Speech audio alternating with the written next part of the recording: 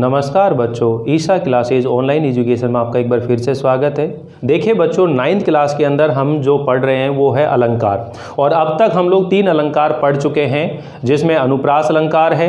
अनुप्रास अलंकार के बाद हम लोगों ने जो दूसरा अलंकार पढ़ा है उसका नाम है यमक अलंकार, और उसके बाद हम लोगों ने श्लेष अलंकार। ये 3 अलंकार जो हैं शब्द अलंकार के भेद हैं, उनको हम पढ़ चुके हैं। अब हम लोग अर्थ अलंकार जो है शुरू कर रहे हैं, और अर्थ अलंकारों के अंदर जो पहला अलंकार है हमारा वो है उपमा अलंकार। तो अर्थ अलंकार किसे कहते हैं ये परिभाषा आप लोगों को पहले बता चुका हूं, फिर वापस ध्यान सुनिए कि जब किसी काव्य पंक्ति में अर्थ के द्वारा चमत्कार उत्पन्न किया जाता है, जब किसी काव्य पंक्ति में अर्थ के द्वारा चमत्कार उत्पन्न किया जाता है तो उसे हम अर्थालंकार कहते हैं। समझ में आया ना कि जब किसी काव्य पंक्ति में अर्थ के द्वारा चमत्कार उत्पन्न किया जाता है तो उसे हम अर्थ अलंकार कहते हैं। और अर्थ अलंकार हमारे सिलेबस के अंदर कितने हैं? 5 हैं। सबसे पहले हम उपमा अलंकार पढ़ेंगे, फिर रूपक अलंकार, फिर उत्प्रेक्षा अलंकार, फिर अतिशोक्ति अलंकार, और उसके बाद में हमारा है मानवीकरण अलंकार। ये 5 अलंकार हम लोग अर्थ अलंकार में पढ़ने वाले हैं। तो चलिए देखते हैं सबसे पहले उपमा अलंकार।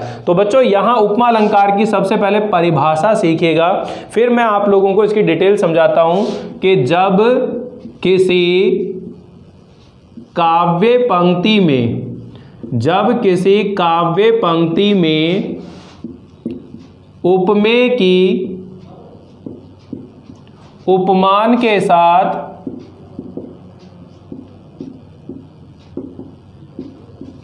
उसके गुण, धर्म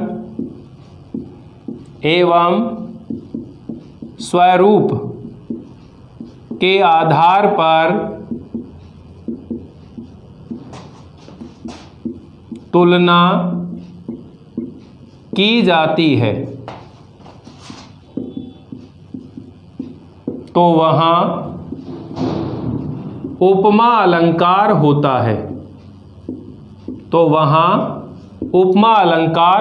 है। तो देखिए बच्चों, सबसे पहले आप लोगों को यह सीखना है कि जो उपमेय है और उपमान है इनका मतलब क्या है। यानी आपने यहां जब उपमा अलंकार पढ़ रहे हैं तो यहां तुलना की बात हो रही है कि जहां 2 पदार्थों की जाति, धर्म और गुण के आधार पर क्या करी जाती है? तुलना करी जा रही है।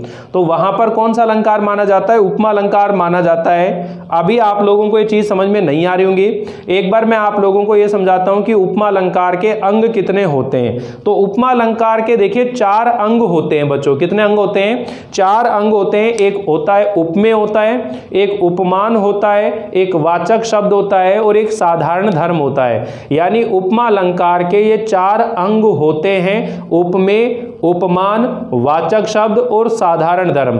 अब इन चारों का मतलब क्या है ये समझिएगा।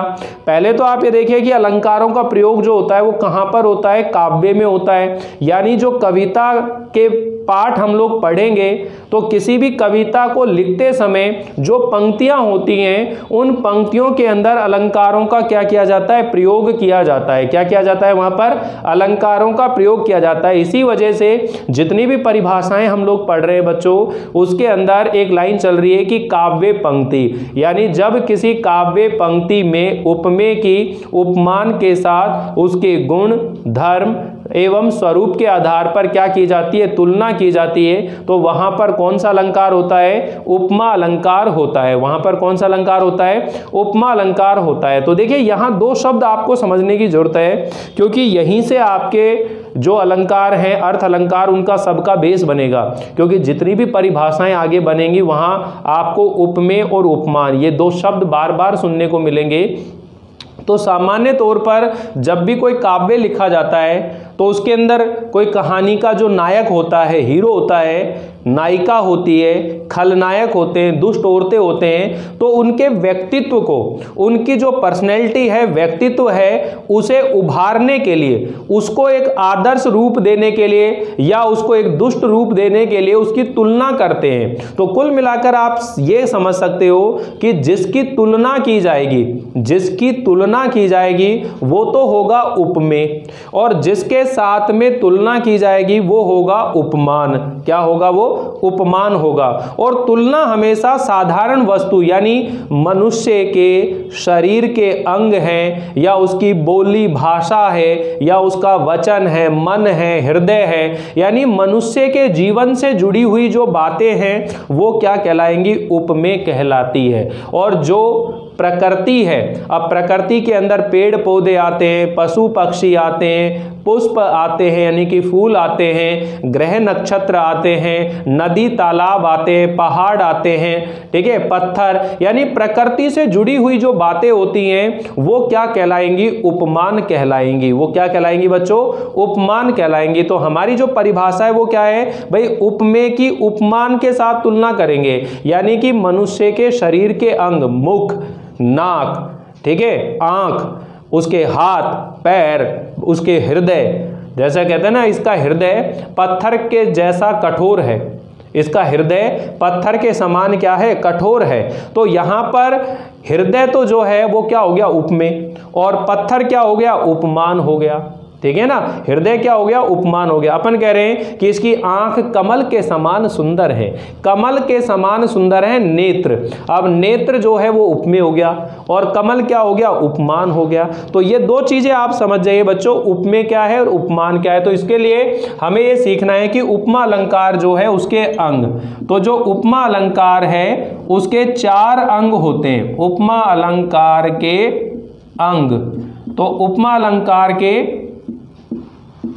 उपमा अलंकार के 4 अंग होते हैं। उपमा अलंकार के 4 अंग होते हैं। अब देखिए उपमा अलंकार के जो 4 अंग होते हैं वो कौन कौन से होते हैं? नंबर 1 जो होता है बच्चों वह होता है उपमेय। उपमेय का मतलब होता है जिसकी तुलना की जाती है, जिसकी तुलना की जाती है। अब किसकी तुलना की जाती है? मनुष्य की जाती है। किसकी की जाएगी? मनुष्य। मनुष्य के जो शरीर के अंग हैं या फिर बोली भाषा या उसके जो भाव हैं, वचन हैं, उनकी क्या करी जाएगी? तुलना की जाएगी। तो कुल मिलाकर ये जो उपमेय है ये कौन होगा? मनुष्य होगा। कौन होगा? ये मनुष्य होगा। फिर हम बात करते हैं सेकंड नंबर पर, वो है उपमान। तो उपमान का मतलब क्या होता है बच्चों? जिसके साथ तुलना की जाती है, जिसके साथ तुलना की जाती है। और मनुष्य की तुलना किसके साथ की जाएगी? प्रकृति के साथ की जाएगी। यानी प्रकृति के अंदर क्या आते हैं? पेड़ पौधे, ठीक है, पशु पक्षी, नदी पर्वत, ग्रह नक्षत्र, यानी पर्वत, ये प्रकृति के अंदर जो भी बातें आएंगी वो क्या कहलाएगा? उपमान कहलाएगा। वो क्या कहलाएगा बच्चों? उपमान कहलाएगा। यानी जिसकी तुलना की जाती है वो उपमेय होता है और जिसके साथ तुलना करते हैं वो उपमान होता है। और तीसरे नंबर पर जो बात आती है वो होता है बच्चों वाचक शब्द। क्या चीज होता है वो? वाचक शब्द। ये वाचक शब्द क्या होते हैं? समानता बताने वाले शब्द। समानता बताने वाले शब्द। अब ये समानता बताने वाले शब्द क्या होते हैं? सा, सी, से, सो, सरिस, सम, एव, वत, तुल्य, जिमी,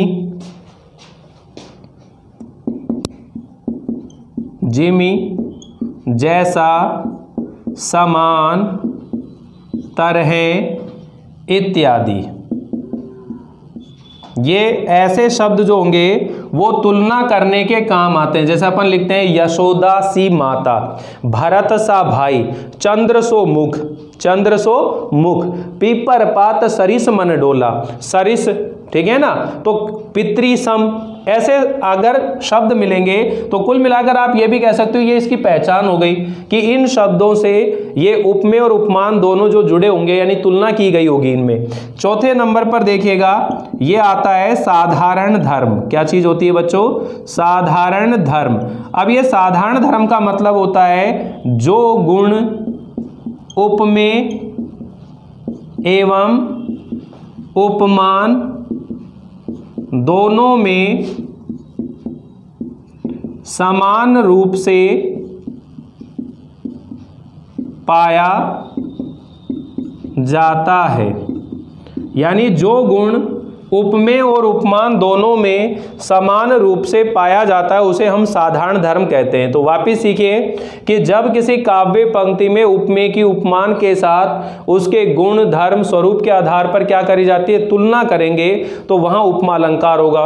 उपमा अलंकार के कितने अंग होते हैं? तो उपमा अलंकार के 4 अंग होते हैं। कौन कौन से होते हैं? उपमेय, उपमान, वाचक शब्द और साधारण धर्म। कौन कौन से होते हैं? उपमेय, उपमान, वाचक शब्द, साधारण धर्म। कितने अंग होते हैं? 4 अंग होते हैं। अब अगर आपसे यह पूछ लिया जाए भाई उपमेय का क्या मतलब है, तो आप कहेंगे कि जिसकी तुलना की जाती है उसे हम उपमेय कहते हैं। तो तुलना हमेशा किसकी की जाएगी? मनुष्य के शरीर के अंग या उसके भाव या उसकी बोली, भाषा, वचन जो भी होंगे उनकी हम तुलना करेंगे। और उपमान का मतलब होता है जिसके साथ तुलना की जाती है। तो जिसके साथ तुलना करेंगे वो किसको कहेंगे? प्रकृति। प्रकृति के अंदर जो भी चीजें आती है, पेड़ पौधे, पशु पक्षी, पुष्प, ग्रह, नक्षत्र, नदी, तालाब, झरने, ठीक है, जो प्रकृति से जुड़ी हुई चीजें हैं वो सब के सब इसके साथ तुलना। और वाचक शब्द का मतलब होता है समानता बताने वाले शब्द, यानी जिनसे तुलना करने के लिए जिन शब्दों का उपयोग किया जाता है, सा, सी, से, सो, सरिस, सम, एव, ऐसे शब्द। और साधारण धर्म का मतलब होता है जो गुण उपमेय और उपमान दोनों में समान रूप से पाया जाता है। तो उदाहरणों के माध्यम से सीखेगा। इसमें पहला उदाहरण है जैसे मुख चंद्रमा के समान सुंदर है। मुख चंद्रमा के समान सुंदर है। अब देखिए यहां पर मैंने आपके सामने लाइन लिख दी कि मुख चंद्रमा के समान सुंदर है। तो यहां पर तुलना किसकी की गई है? मुख की गई है। तो ये मुख क्या है बच्चों? ये उपमेय है। और किसके साथ तुलना की गई है? चंद्रमा के समान। तो ये क्या चीज है? उपमान है। और के समान ये क्या चीज है? ये वाचक शब्द है। ये क्या चीज है? वाचक शब्द है। और सुंदर जो है ये साधारण धर्म है, यानी कि मुख भी सुंदर है और चंद्रमा भी सुंदर है। जो गुण उपमेय और उपमान दोनों में समान रूप से पाया जाता है उसे हम कहते हैं साधारण धर्म। क्या कहते हैं उसको? हम साधारण धर्म। समझ में आया आप लोगों को कि जब किसी काव्य पंक्ति में उपमेय की उपमान के साथ उसके गुण, धर्म, स्वरूप, यानी कि उसका गुण कैसा है, धर्म कैसा है, स्वरूप कैसा है, आकार कैसा है, इसके आधार पर तुलना की जाती है। तो उपमा अलंकार के 4 अंग होते हैं, उपमेय, उपमान, वाचक शब्द और साधारण धर्म। समझ में आया? अब देख और उदाहरण सीखने की कोशिश करें बच्चों। जैसे मैं आपके सामने बोल रहा हूं, पीपर पात सरिस मन डोला। पीपर पात सरिस मन डोला। पीपर पात सरिस मन डोला, इसका अर्थ क्या है कि पीपल के पत्ते के समान मन जो है डोलता रहता है, मतलब अनियंत्रित रहता है। पीपल के पत्ते के समान मन अनियंत्रित रहता है, यानी डोलता रहता है। अब देखिए पीपल के पत्ते के समान मन, तो अगर मैं इस पंक्ति के अंदर आपसे यह पूछ लूं कि बताइए ये जो पंक्ति है इसके अंदर उपमान क्या है, उपमेय क्या है, वाचक शब्द क्या है और साधारण धर्म क्या है, तो देखिए यहां पर तुलना किसकी हो रही है? मन की हो रही है, क्योंकि मनुष्य की बात हो रही है, मन की बात हो रही है। ठीक है, तो ये तो हो गया आपका उपमेय। ये क्या चीज हो गया बच्चों? उपमेय हो गया। और पीपल का पत्ता, ये क्या चीज हो गया? उपमान हो गया। और ये जो सरिस है ये क्या चीज है? ये वाचक शब्द है। ये क्या चीज है? वाचक शब्द है। और डोलना मतलब अनियंत्रित रहना, मन भी अनियंत्रित रहता है, और पीपल का पत्ता भी। तो यहां पर ये क्या चीज है? साधारण धर्म। ये क्या चीज है बच्चों? साधारण धर्म है। तो देखिए आपको ये अलंकार समझ में आ रहा होगा। अभी इसके भेद भी पढ़ेंगे हम लोग। पहली बात आप लोगों के माइंड में ये चीज क्लियर हो जानी चाहिए बच्चों कि उपमेय क्या है और उपमान क्या है। अगर ये दो बातें आप लोगों ने सीख ली तो फिर आगे के जितने भी अलंकार हैं उनको सीखने में आपको बड़ा आनंद आने वाला है। और मैं अब आप लोगों को आपका जो कोर्स रिड्यूस हुआ है, 40% कोर्स जो कम हुआ है, उस कोर्स को हटा करके और जो भी टॉपिक आपके सिलेबस में बचे हैं उन्हीं टॉपिक को मैं आपको पढ़ाने वाला हूं। उसी कोर्स के अनुसार हम लोग पढ़ाई करने वाले हैं। तो आपके जो अलंकार का टॉपिक है वो नहीं हटा है, इसलिए आपको ये टॉपिक जो है पढ़ाई करनी है व्याकरण के अंदर। तो देखिए यहां पर हम बात कर रहे हैं बच्चों कि पीपल के पत्ते के समान मन डोलता रहता है। तो यहां जो तुलना होती है वो हमेशा उपमेय की होगी, और किसके साथ होगी? उपमान के साथ होगी। तो एक बार आप इसका स्क्रीनशॉट ले लीजिए, फिर हम इसके जो भेद हैं उस भेद को भी समझते हैं कि जो उपमा अलंकार है उसके कितने भेद होते हैं और उन भेदों को हम लोग कैसे सीख सकते हैं। तो देखिए ये जो उपमा अलंकार है बच्चों, पहले एक बार समझा देता हूं मैं आपको मिटाने से पहले कि जो उपमा अलंकार है, उपमा अलंकार के 3 भेद होते हैं। कितने भेद होते हैं? 3 भेद होते हैं। नंबर 1 कौन सा होता है? पूर्ण उपमा अलंकार, पूर्णोपमा अलंकार, ठीक है। नंबर दूसरा होता है लुप्तोपमा अलंकार। कौन सा होगा? लुप्तोपमा अलंकार, यानी लुप्त का मतलब होता है गायब हो जाना। और तीसरे नंबर पर होता है मालोपमा अलंकार। कौन सा होता है? माला उपमा, मालोपमा अलंकार। पूर्ण उपमा, लुप्तोपमा और मालोपमा, कितने प्रकार के अलंकार होते हैं? यानी कि ये जो उपमा अलंकार है इसके कितने भेद होते हैं? 3 भेद होते हैं, पूर्णोपमा, लुप्तोपमा, मालोपमा।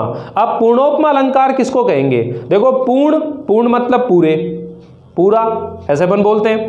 यानी कि जिस काव्य पंक्ति में उपमा अलंकार के ये जो 4 अंग हैं, उपमा अलंकार के जो 4 अंग है, उपमेय, उपमान, वाचक शब्द, साधारण धर्म, यानी कि जिस काव्य पंक्ति में उपमा अलंकार के चारों अंगों का स्पष्ट रूप से वर्णन किया गया हो, तो वहां पर कौन सा अलंकार होगा?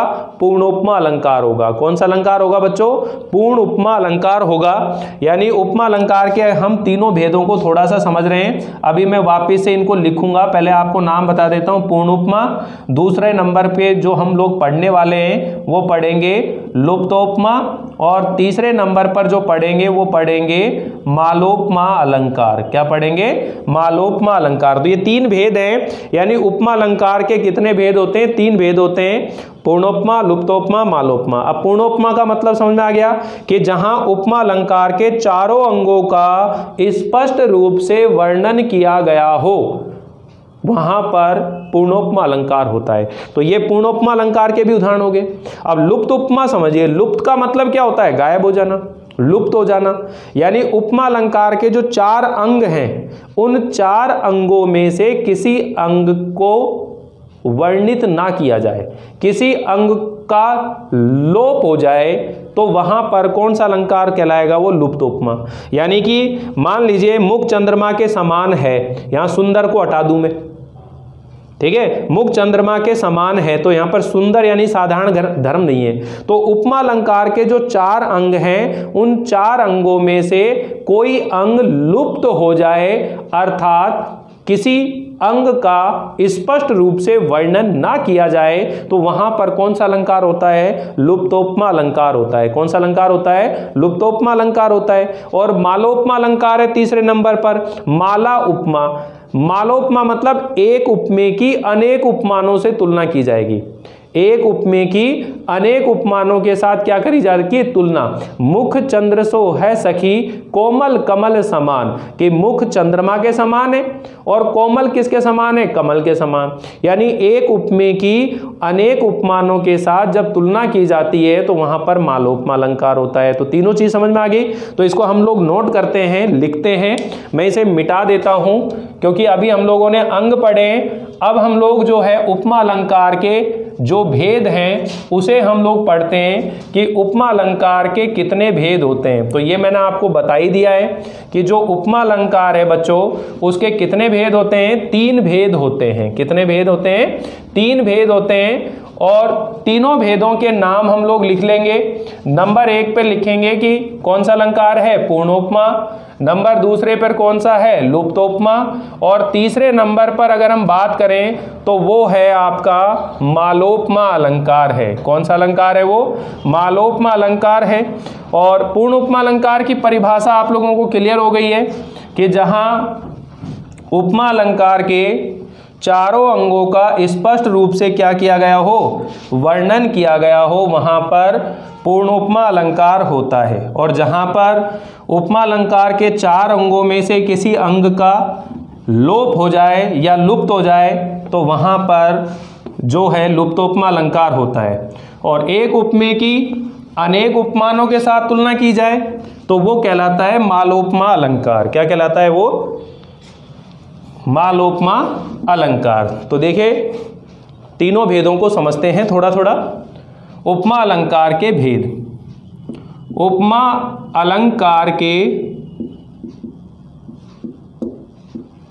3 भेद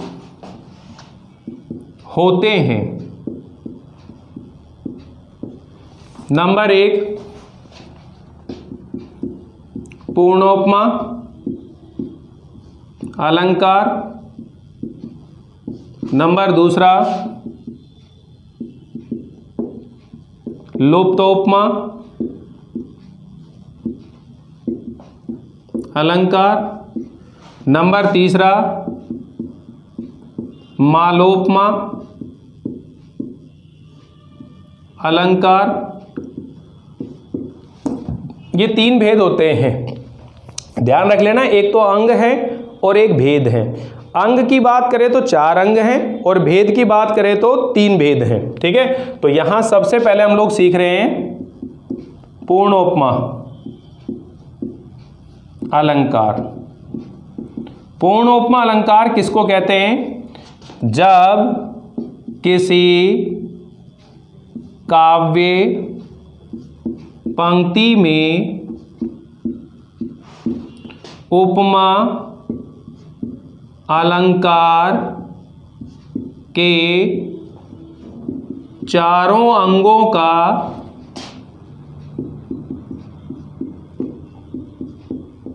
स्पष्ट, जब किसी काव्य पंक्ति में उपमा अलंकार के चारों अंगों का स्पष्ट वर्णन किया गया हो तो वहां पूर्णोपमा अलंकार होता है। तो वहां पूर्णोपमा अलंकार होता है। तो यहां देखिए उदाहरण समझिए आप लोग कि राधा बदन चंद्रसो, राधा बदन चंद्रसो सुंदर।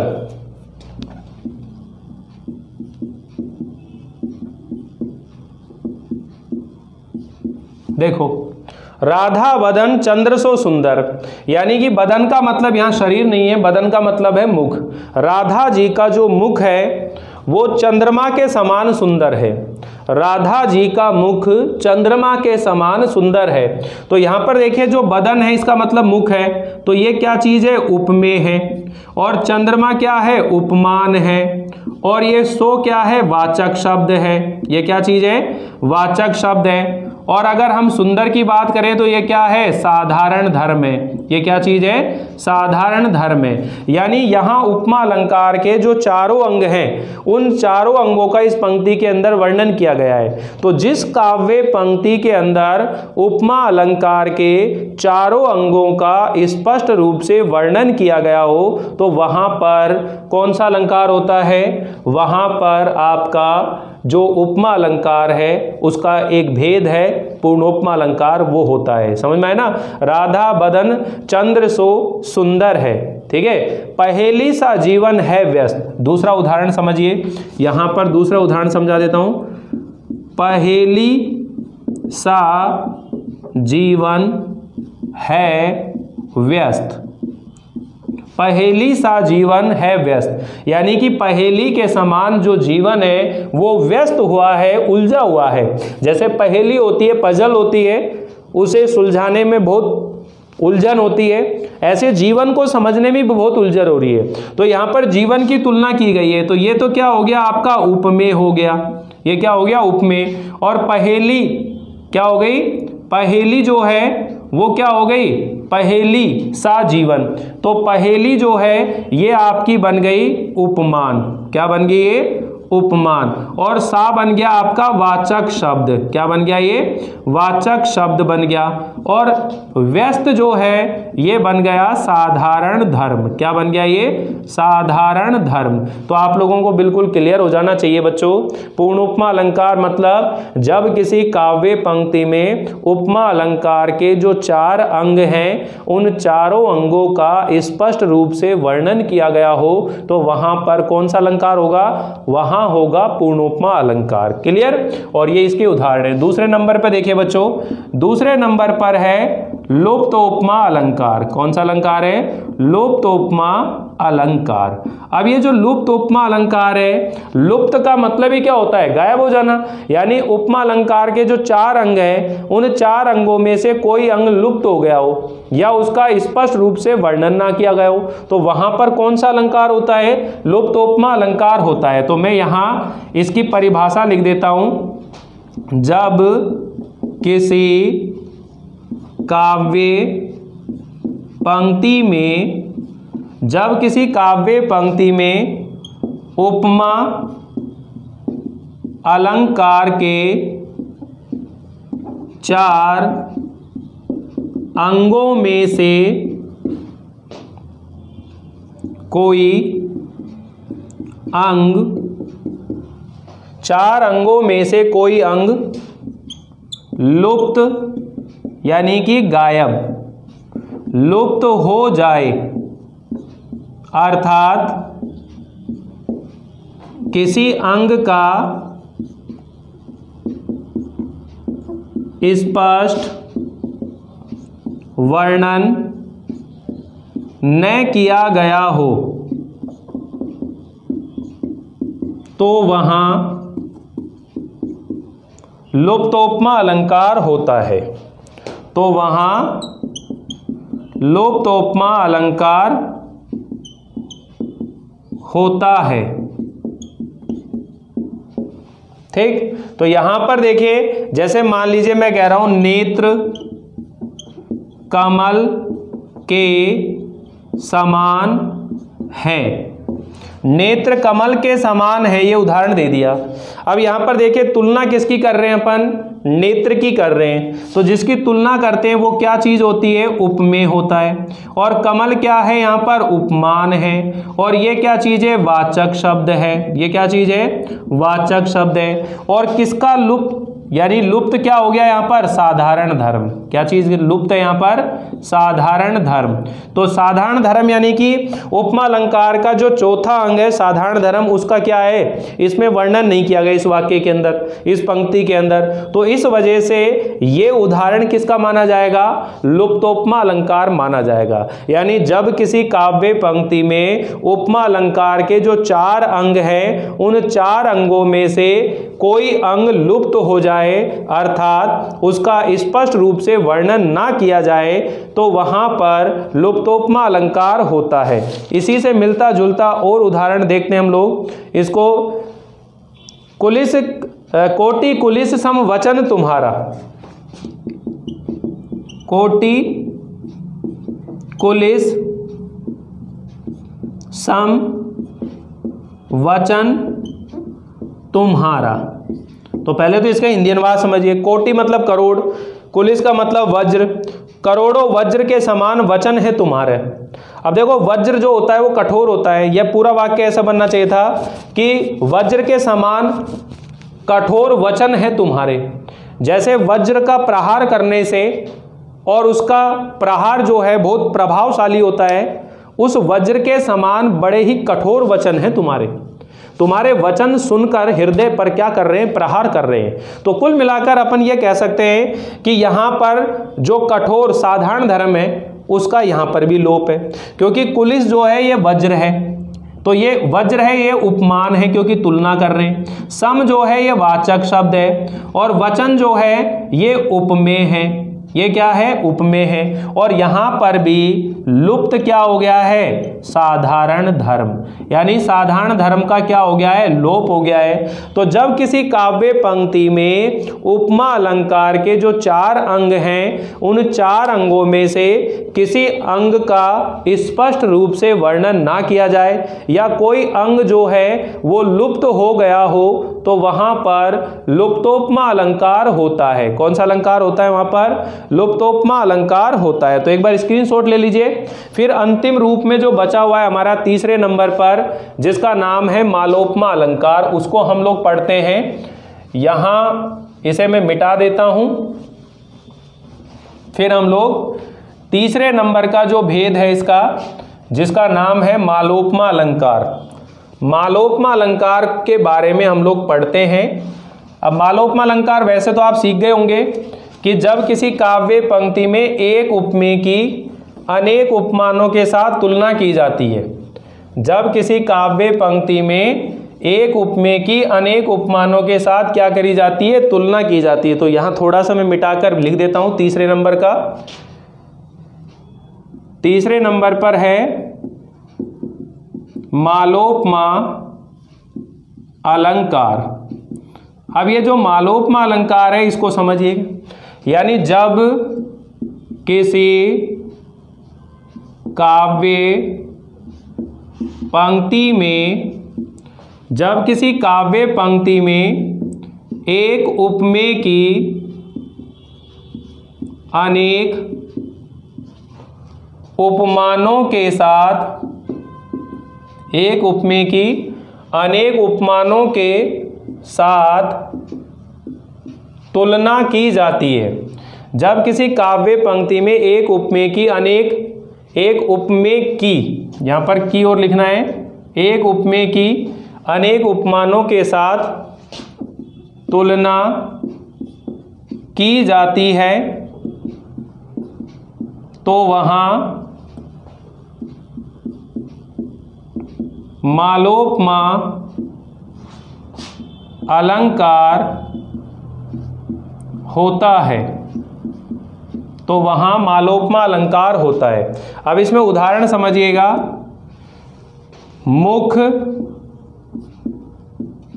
चंद्र सो है सखी कोमल कमल समान।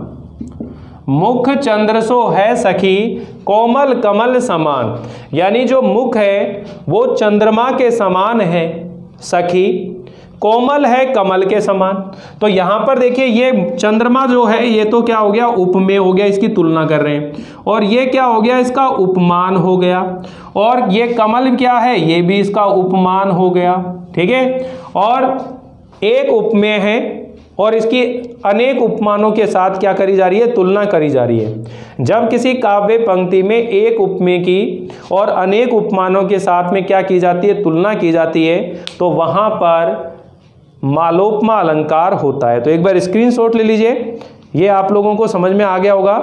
3 तरह के अलंकार हैं यहाँ पर। सबसे पहले आप लोगों ने पूर्णोपमा अलंकार पढ़ा, फिर लुप्तोपमा अलंकार पढ़ा, और उसके बाद में हम लोगों ने मालोपमा अलंकार पढ़ा, ठीक है। तो मालोपमा अलंकार की परिभाषा आप लोगों को बिल्कुल क्लियर है कि जब किसी काव्य पंक्ति में एक उपमेय की और अनेक उपमानों के साथ में तुलना की जाती है, तो वहां पर मालोपमा अलंकार होता है। एक उपमेय की अनेक उपमानों के साथ तुलना की जाती है, तो वहां पर मालोपमा अलंकार होता है। मुख चंद्र सो है सखी कोमल कमल समान, यानी मुख चंद्रमा के समान है सखी, और कोमल जो है वो कमल के समान है, ठीक है। अगर हम लोग इसमें और उदाहरण देखना चाहें तो देखिए, काम सा रूप, यहां जगह की थोड़ी कमी है, काम सा रूप यानी कामदेव सा क्या है, रूप है। प्रताप दिनेश सा, प्रताप दिनेश सा,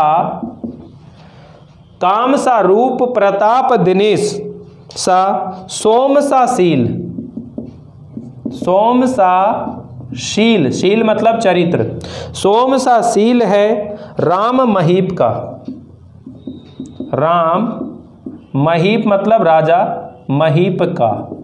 अब सुनो बच्चों, यहां पर इसकी तुलना कर रहे हैं, क्या कर रहे हैं देखो, भगवान राम जी जो हैं राजा राम, यानी कि महीप मतलब राजा राम का जो रूप है वो कामदेव के समान है, उनका जो पराक्रम है वो सूर्य के समान है, और उनका जो चरित्र है वो चंद्रमा के समान है।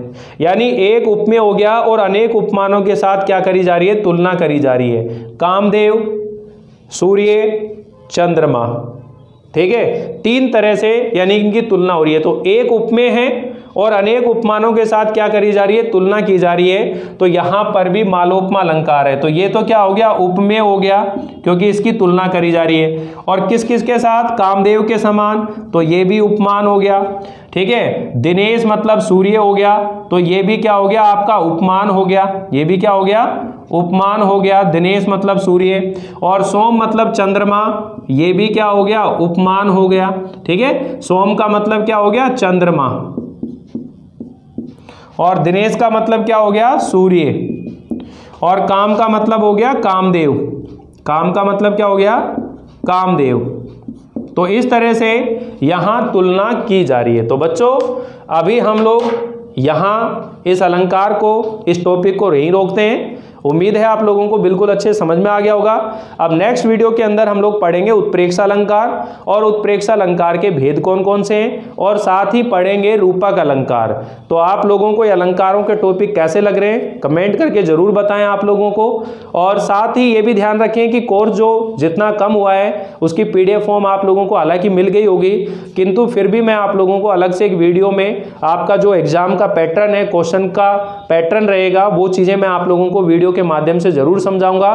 तो जुड़े रहें, बने रहें, इसी तरह आप लोग देखते रहें वीडियो, किसी भी वीडियो को मिस ना करें। अगर चैनल सब्सक्राइब नहीं किया है तो सब्सक्राइब जरूर कर लीजिए, ताकि आपको समय पर नोटिफिकेशन मिलता रहे। मिलते हैं अगली बार अगले अलंकार को लेकर, तब तक के लिए थैंक यू।